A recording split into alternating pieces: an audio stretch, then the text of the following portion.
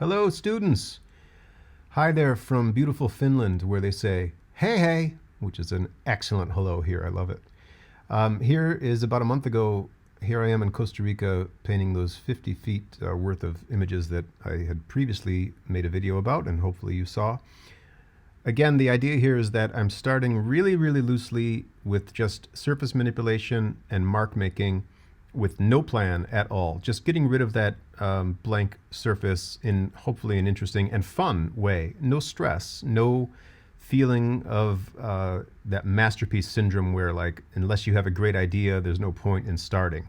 No, the opposite of that. Just starting and then being present in those works gives yourself the opportunity to create something good. That's the goal. It's not like there's no perfect recipe for that, but being there in front of that paper is the start, right? You can't just put it off and say, I have no ideas, I can't start. So the surface manipulation and mark making, to me, is a really, really easy way of getting started and building interest as you go forward, and then eventually cement some major images in there, like the hooks of a song, like the chorus of a song. So each painting here that I've made has like 2 or 3 major hooks, and then maybe some minor information as well, like a pre-chorus or a bridge in music. And then also a lot of interesting things bubbling underneath the surface. So you can look through layers and see the history of how these images were made.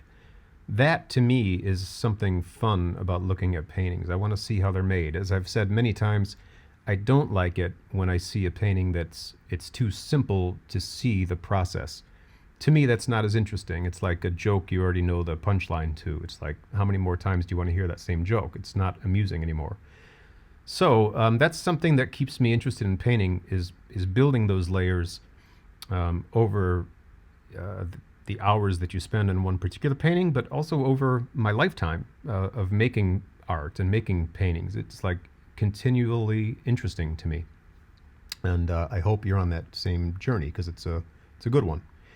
So you've seen, I don't know, 25 feet worth of images here already, and line weight is something that I'm playing with a lot, going from thick to thin, and like heavy pressure to light pressure, and kind of a perfect line to a really random line to a jagged line to a kind of a swooning line, graceful line, I guess you can say. And heavy light and shadow you're seeing here. A little bit of perspective in this one with that shadow casting from the tent.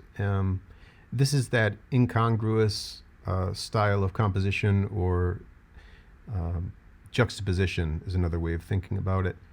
A lot of these images are from my imagination, which is okay, but I think can only take you so far.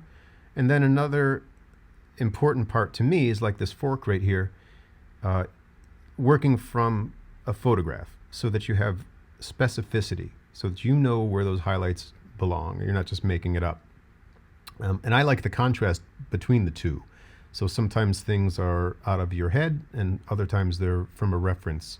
And the better the reference, the better the painting has the chance to become, right? So as we started doing back in September, if you're working from an object, set up a light source on it. Put your phone in an interesting angle to capture the best version of that image that you can capture, right? And then you have the best chance of making a good looking painting out of that photograph that you've taken. So that's the idea, right? There's a good look at how you can see the marks underneath the kind of the final version or final layer of paint. Heavy light and shadow there, and that strange looking face. Lots and lots of surface manipulation, lots and lots of line quality. Lots of light and shadow in that one we just saw. And what else can I tell you? Oh, that one cracks me up. I am working on another 50 feet here, so of paintings, and I'm almost done. I've got another week or so to go. But it's interesting looking back at these. It's like it's like the last chapter I was on. It's like the details have already faded slightly for me. And yet This is what I've created, right? It's like a little chapter in your life. So you can, it's like a different version of yourself slightly, right? Anyways, rambling as usual, but I wanted to show you the time lapse is the important part here for me. And otherwise, we're just taking a trip, you know, kind of a gentle stroll here through the paintings, through the studio where they're hung up, and you can see little bits and pieces of details. That was the point here of this second video about these paintings.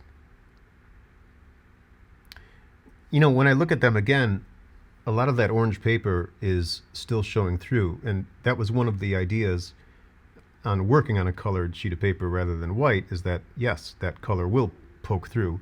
But if I had more time on these, I think I would have spent more time developing the surface first, rather than, you know, I don't know, I spent maybe like 2 or 3 days on surface development and then started to put major images on top. And that was just the nature of the time restraints that I had on this little journey to Costa Rica, where I had about 2 weeks, and of course travel time, and then a little bit of tourism as well. So yeah, so looking back at them now, I think it would have been good to maybe have like an extra day or two to develop those backgrounds even further. I think that would have been more satisfying to me looking back on them now.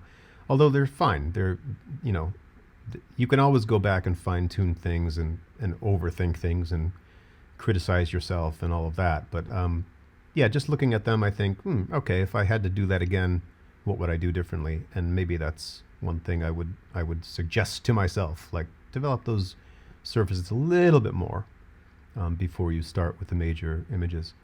But then again, time was of the essence, and deadlines were looming, even though I only imposed those deadlines on myself. But you know, I wanted to finish these before coming back home, which I did. So that's okay. So for you guys, keep those deadlines in mind and make sure you're showing up. This is one thing I'm really realizing. I already know this, but it's really, I'm really aware of it here in Finland, working on another 50 feet of paintings at the moment, plus a mural on my apartment wall, plus another, like, I don't know, 20 feet of smaller paintings. Really probably a little too much even.